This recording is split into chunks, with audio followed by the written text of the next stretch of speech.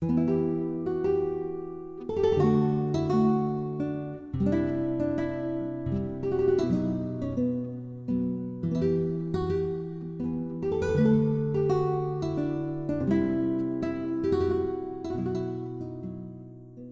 magic, as you see it, did what would people generally recognise as magic, did that feed into science? Was it necessary for the push through the Renaissance? Was it an aberration, a throwback, a fakery, or did it become a progressive intellectually? I think one thing it did, and the Hermetic text did, was legitimise a focus on nature.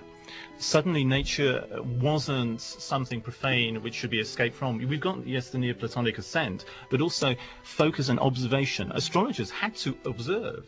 And it was that phrase, as above, so below. Yeah. Yes, and you really did get that. You got astronomers really making close observation of the heavens. You got alchemists. They're not dabbling. They're looking at the properties of matter. And yes, often there was a sort of spiritual motivation for this, but at the same time, it really did legitimize the fact that you could focus on material substance, as science does.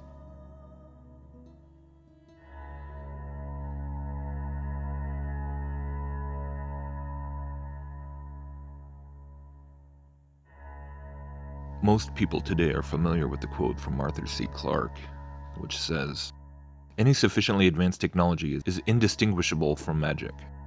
But what I find increasingly odd is that while so many people seem to resonate with the truth of that adage, we don't at the same time seem to take it backwards to its inevitable conclusion, back to the implications this would seem to have about the origins of science and technology themselves. Would most people react as favorably to a type of inverted version of this quote? Would they also agree with a preposition such as, "Any primitively developed magic is indistinguishable from science"? Anyhow, I'm waffling a bit here, but the point is that the more we continue digging into the development of modern science, or rather scientism, with its rather glaringly false foundational philosophical assumptions such as evolution and Copernicanism, and perhaps now atomism as well, the more it really begs the broader historical question as to how in the heck we ever got to this point.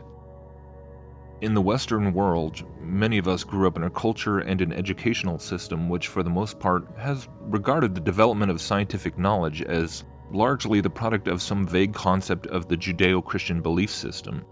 This generic idea that it was the Christianized nations of Europe and their colonial offshoots which, because they had this theistic foundation which taught that a rational creator would make the world in an orderly way and that which could be studied and understood, that enjoyed the intellectual climate most preferable for scientific study and development, producing such great scientific minds as Isaac Newton, Galileo, Benjamin Franklin, Thomas Edison, Albert Einstein, etc., all those genius folks we learn about in school. However, this worldview does not hold up well to any decent scrutiny of the history of scientific thinking. Not surprisingly, it seems to be the Christian culture today that is most blind in this matter, preferring to cling to this mythology about the Christian roots of science because it plays such a large role in the current approach to Christian apologetics and in familiar subjects such as creationism, where so many sciences such as geology or astronomy are turned to in hopes of vindicating the Genesis account.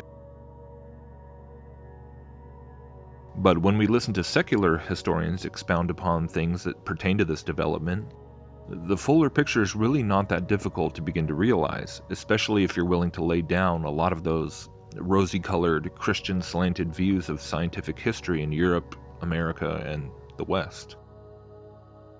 In previous pieces, I've delved a fair amount into the roles of both alchemy and the Kabbalah in the development of things like chemistry and atomic theory, as well as the development of Copernican astronomy and cosmology, in tracing the occult mystery school root of what today we may refer to generically as the religion of scientism. But there is another strand of occultism which played a huge, significant role in the progression of scientism, and that strand was the introduction of Hermetic philosophy into Europe towards the beginning of what we now refer to as the Renaissance. The figure of Hermes himself, as well as the documents which bore his name, shed an incredible amount of light as to how ancient esoteric teachings penetrated Europe and gave rise to the periods known as the Renaissance, and the Enlightenment, and finally the scientific and industrial revolutions. It is rather astounding to learn just how highly regarded the figure of Hermes Trismegistus was to the European Renaissance mind. He was considered by scholars from Augustine to Thomas Aquinas to be not just a literal figure of history, but a pagan Egyptian priest who somehow, apparently because he was believed to more or less be a contemporary of Moses, he was viewed as sort of this quasi-patriarchal figure. They really elevated him essentially to the same level as like Moses or Abraham, but as this kind of extra-biblical prophet who they argued gave credence to Christian doctrines such as the Trinity, though coming from a clearly non-Hebrew origin. So here we have the figure of Hermes, the quintessential magus, this pagan magician from antiquity who somehow comes to receive this incredibly favorable treatment by European Christian theologians and scholars, alongside Europeans who are of course much more deeply attracted to the occult elements of his tradition. And so in the 15th century we have the Italian scholar, a Catholic priest, Marsilio Ficino, who's been commissioned by the wealthy Medici family to translate the works of Plato, and yet when the Medici suddenly came into the possession of a Greek manuscript said to be the writings of the magnificent Hermes, Ficino was ordered to halt all work on Plato and translate the Hermetic text with the utmost priority. What resulted was the work known thereafter as the Corpus Hermeticum, and this volume, along with other works such as the Asclepius, began to be spread throughout Europe amongst scholars and Renaissance thinkers, being regarded as quite harmonious with the increasingly popular Kabbalistic writings, and rightfully so, since they're derived from the same occult origins. And all of this, quite plainly, was fairly inseparable from the spread of Copernicanism in Europe.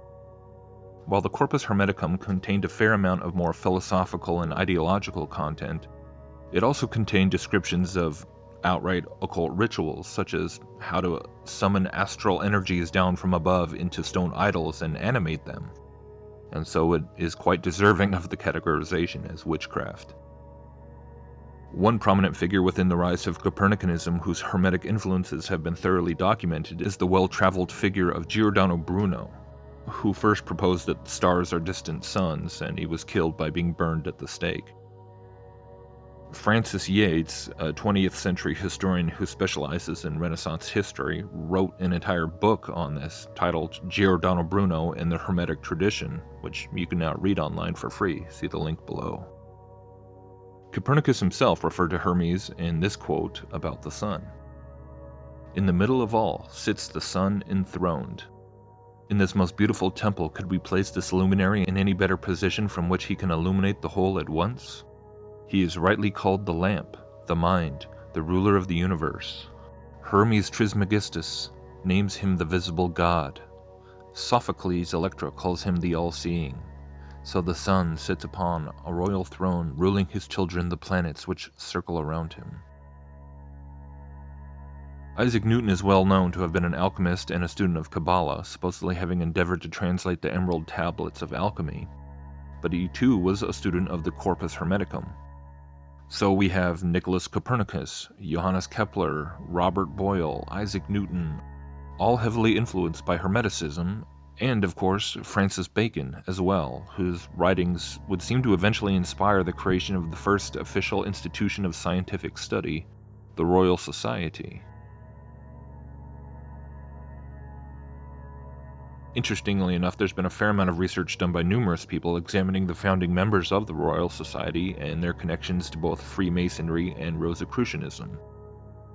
Francis Bacon, the famous occultist who is credited with basically being the father of the scientific method, wrote the well-known utopian novel New Atlantis, which described the creation of an ideal college dedicated to human discovery and knowledge called Solomon's House.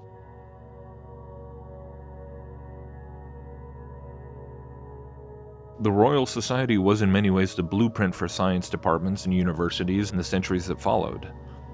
And I believe this is the phase in the historical progression where the occult roots and influences were quite successfully whitewashed from the enterprise of science, as it morphed into the more contemporary concepts of natural philosophy and scientific materialism we're familiar with today. But Yeats argued, and rather convincingly in my opinion, that without that influx of Hermetic philosophy in the 15th to 17th centuries, there would quite simply have been no scientific revolution. Without the magical traditions of Hermeticism, which focuses on the influences of things on each other, on their interconnectedness in nature, and on the practices of observation of these influences in hopes of learning how to understand them and manipulate them, as well as the classification of phenomena and the elements of nature. Without all these things, there's just no such thing as science as we know it today. One thing that's really started to startle me, honestly, as a Christian myself, is getting to this point where I've actually had to stop and recognize that if these influences of alchemy, Kabbalism, Hermeticism, and also Neoplatonism, which we haven't discussed much, but if these hadn't entered in, then we're left with a somewhat uncomfortable question as to whether or not the Bible, on its own, would have ever inspired people to the level of scientific study and technological advancement that so rapidly occurred in this time period between the rediscovery of all these ancient occult teachings, which is the Renaissance, i.e. the revival of occultism, and the modern day.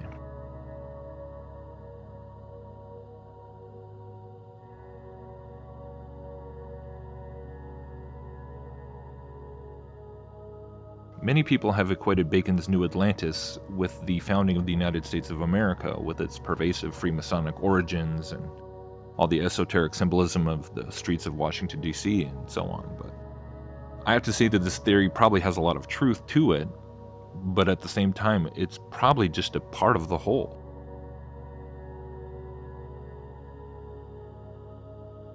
If the building of, quote, Solomon's house was fundamental to the creation of that Luciferian utopia of the New Atlantis, i.e. the one world system, then I now have to think that in all probability, this massive thing that we call scientism is really just another term for that same overarching thing, the reintroduction and reestablishment of those ancient sacred sciences, or 7 liberal arts of antiquity. In the days of the early Christian church, it was combated as Gnosticism, the heresy of the mystery school teachings, which was constantly trying to embed itself within the orthodox Christian gospel, whereby the acquisition of knowledge, or gnosis, was central to humanity learning to save itself. But I ask you, how is the current understanding of science, which means knowledge, really any different?